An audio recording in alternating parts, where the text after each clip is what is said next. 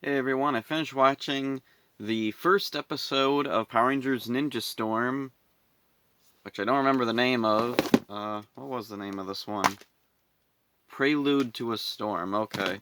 So, I don't think I saw this one when I was a kid, but I did see it when I was a teenager because Ninja Storm was one of the most accessible series. It had VHS and DVD releases. Not a lot of episodes were put out on those formats. Like, I think it was like not even half the series. It was on TV, like on a public station, so I was able to see it really easily. I remember seeing it like in stores. Like I remember going to Walmart and they would have Power Rangers Ninja Storm playing on the TVs. It got a lot of exposure. There was a huge promotional push for Ninja Storm for whatever reason.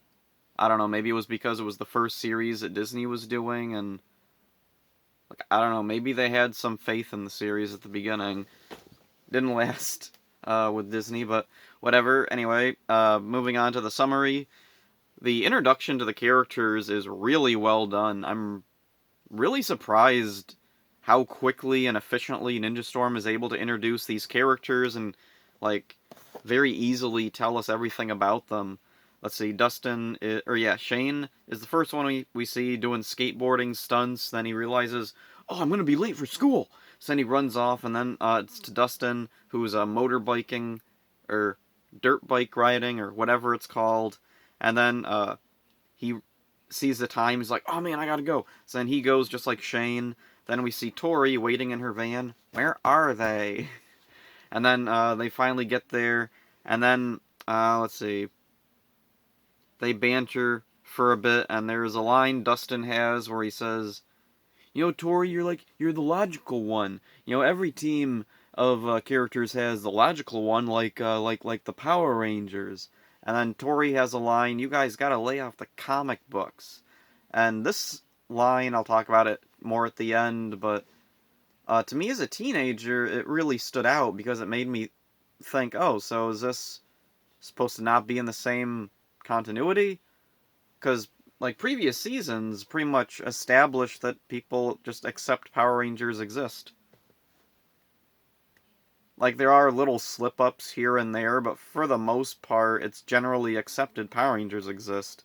So it was kind of a weird line to have here in the 11th season of the show. Whatever. Moving on. The three friends, they head off into the woods and they're encountered by a gang of ninjas. And this I remember when I first saw this, this kind of struck me as really cool. It's a really cool fight scene. This episode's directed by Koichi Sakamoto, by the way, and it is such a cool scene that, like, shows, like, all the Rangers' different abilities and how they handle the situation. And it's also just a cool fight scene on its own. Let's see. Da, da, da. Oh yeah, they rip their clothes off to reveal ninja outfits, just like back in Mighty Morphin when they go foof and they're ninjas, or foof and they're not ninjas. And then, let's see. Da, da, da, da. Oh yeah, Tori can run across the water because water powers, but then she fumbles and falls in. And then, let's see, Dustin tries to do this trick where he like does this little jutsu thing. I don't know how to. And then poof. But then he's like stuck halfway. And then Shane's like airwalking. He actually does a good job. He actually accomplishes his ability, but then he gets knocked by the other ninja. And then so they're defeated, but it turns out the other ninjas aren't bad guys. They're fellow students. Then they see this bird flying in. They're like, oh no. Then the bird turns into their sensei. Why was he a bird? Hmm. I don't know. Maybe it's a thing he can do. Maybe he can turn into animals, and that's why the thing happens later. Whatever.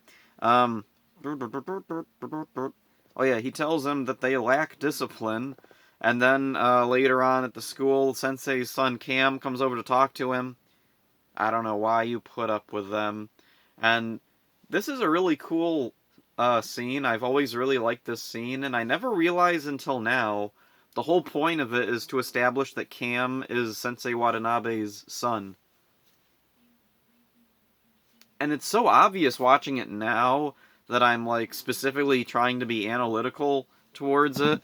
Let's see, Cam walks over, I don't know why you put up with them, and then Watanabe says, well, Cam, I guess that's why I'm the sensei, and you're the sensei's son. Like, it comes across so natural, and it feels like such a natural interaction, but, like, analysis-wise, I know it's there because they needed to introduce that Cam is Sensei's son. This was a good place to work that in.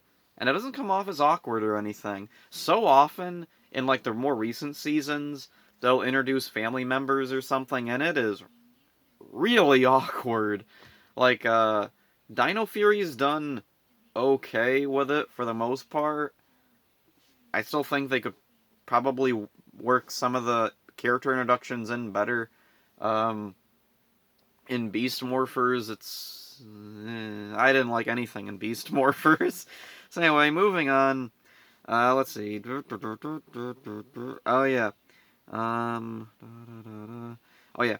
Let's see. Sensei Watanabe looks up. He senses something. And then, in some other place, they don't make it clear where exactly it is. We see a masked man, and we hear him laughing evilly to himself. And then the next day, Tori, Shane, and Dustin are at Storm Chargers, a very early 2000s extreme sports shop.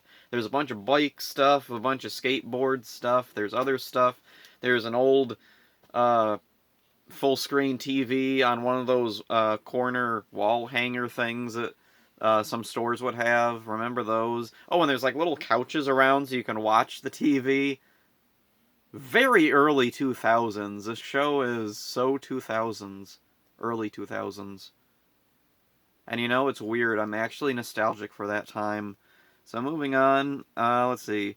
They leave to go to the Ninja Academy, and on the way, they see some people having car problems, and they're like, should we stop and help them? And Shane's like, no, man, we're gonna be late, and Sensei's gonna be mad at us again. And they're like, but we gotta help them. And then Shane has a weird line. What was it? Crap, I can't remember what his whole line was, but he said something about, it won't crap. We're gonna get in trouble, and it won't involve fun and fabulous prizes, or something. Such a weird line. Why is that there? I don't know. Who knows? Whatever. Moving on. Let's see. Oh yeah, at the ninja school, Lothor, an evil ninja, lands there with his alien army, and he launches his foot soldiers, the Kelzacs, to attack the school, and Lothor battles Sensei, and they seem evenly matched. One of his generals, Chubo, opens up this box on his back that shoots out these weird bubble things that capture the different students. Then they all get sucked up into space, and they're stored on this big spaceship thing. Sure. Okay. So then, let's see, they destroy the building, and then Shane, Tori, and Dustin make it just in time to see the last remnants of the school disappear into the sky, and they're like, whoa, what happened? And so they're wandering around, and then we cut to up in space. Mara and Capri, Lothor's nieces, are bickering over taking over the world or something. And then Lothor comes in and establishes that they're his nieces, and if they don't shut up, he's going to send them back to their parents. And rewatching this, like, every time I've watched this previously, I've seen further into Ninja Storm, but this time watching it from the start and, like, being analytical towards it, this line stood out to me and made me think, if this was the first episode that I had actually seen, would I think that Lothor threatening to send Mara and Capri home to their parents was foreshadowing that there was some bigger bad guy out there? Their parents. Are they some big evil villains that Lothor works for? No. We never learn who their parents are. They're just I don't even know how they're related. It's weird. So, oh yeah, and then later on there's a throwaway line in another episode where Lothor says that they're only related by marriage. So does Lothor have a wife somewhere?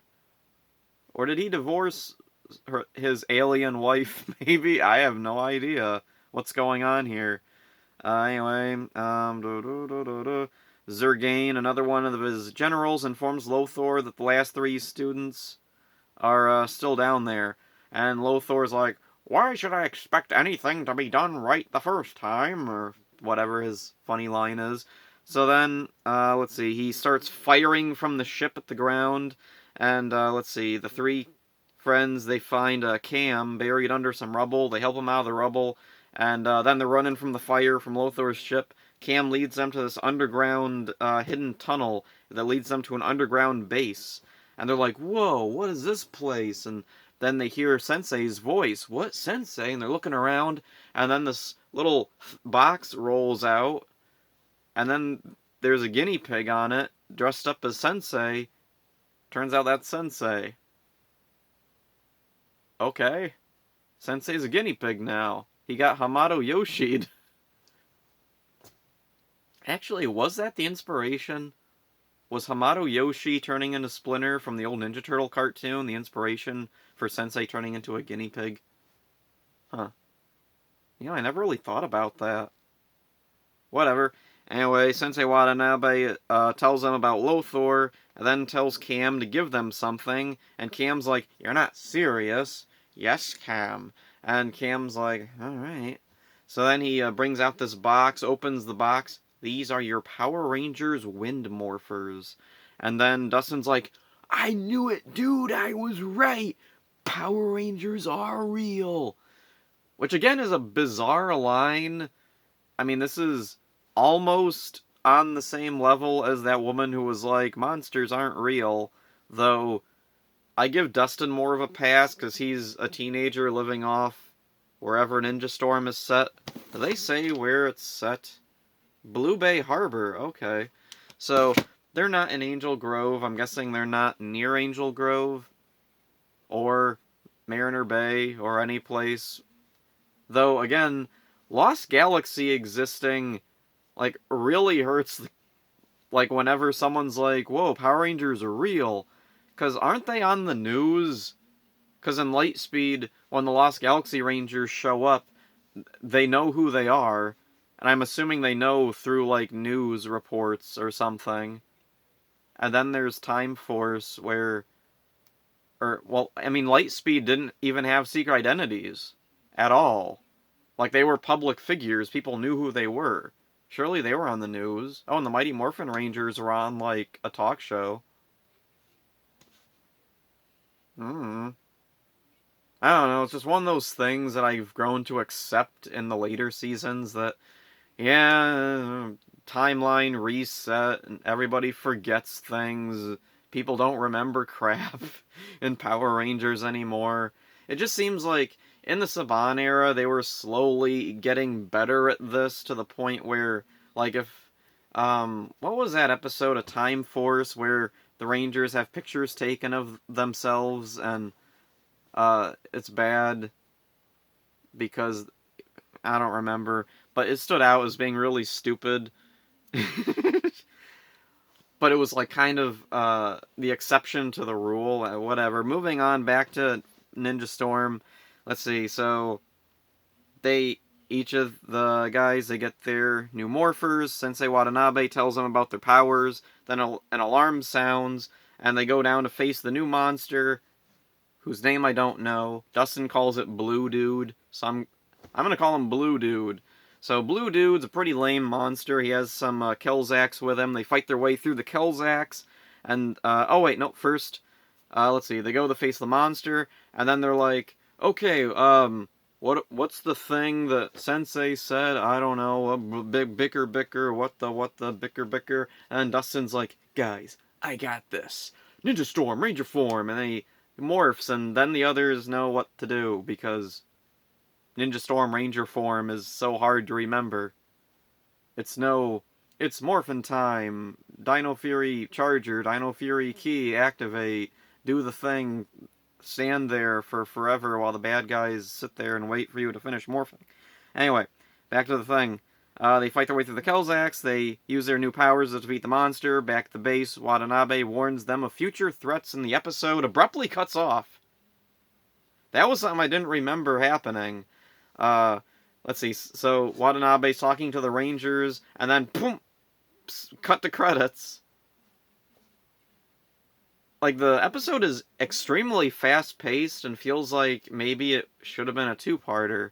Then again, the episode count's been cut down from 40 to 38, so maybe they figured, like, we need to just rush through the opening and get this all done with.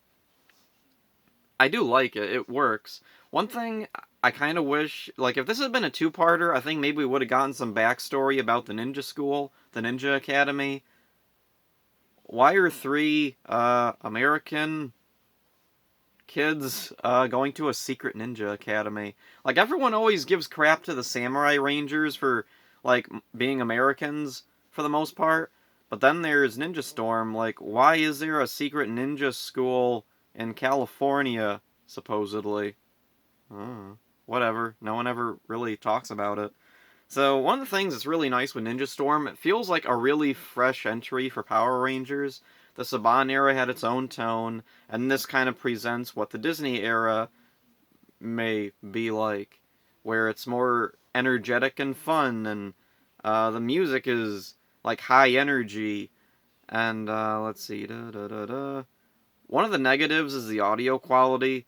I remember when I first saw Ninja Storm, like, on TV, I didn't really think about it, but then when I got the tapes and I got the DVDs, and I was watching it over and over, there was a weird thing, like, something about it felt off, and I couldn't quite, like, figure out what it was. And then I realized once, the audio was really echoey and, like, tinny in some spots, especially Tori. Like, whenever there's, like, a voiceover part for Tori, like when she's morphed and she has to say lines, her voice sounds like it's coming from the middle of a big empty metal room. Very weird. I guess the audio equipment wasn't as good in New Zealand as it was in Los Angeles. Who knows? So then, let's see. Oh yeah, the CGI for Guinea Pig Watanabe is pretty good. Like, it definitely hasn't aged well. I mean, it's old CGI. It never ages well. But it works for what this is. Like, it looks like a guinea pig. It's okay. So the premiere has a lot of potential. Shane, Tori, Dustin, they're fun characters. I can't wait to see more of them in the future episodes, because they really get some spots to shine. Cam's really interesting, and one of the things I really liked in the premiere here was that there's a lot more to him than he lets on, and that's a really cool thing. It makes him a bit of a mysterious character that you really want to know more about. I really like Lothor and his crew of aliens. They're interesting, especially Marin Capri. Let's see, Chubo and Zergain don't get really a whole lot of focus here. Chubo has one line, he has a goofy voice, that's all we know about him. Zergain is just the standard loyal henchman. I do like his voice, it's unique enough. That's something else that stands out about this episode over some future Disney episodes, is the voice work is really good for the monsters, Chubo and Zergain, and Blue Dude. They all have really good voices. That's not gonna last in the Disney era. Let's see. So yeah, nothing else to say about this one. This is a fun one. Looking forward to doing more Ninja Storm in the future, so that's it for this one. See ya.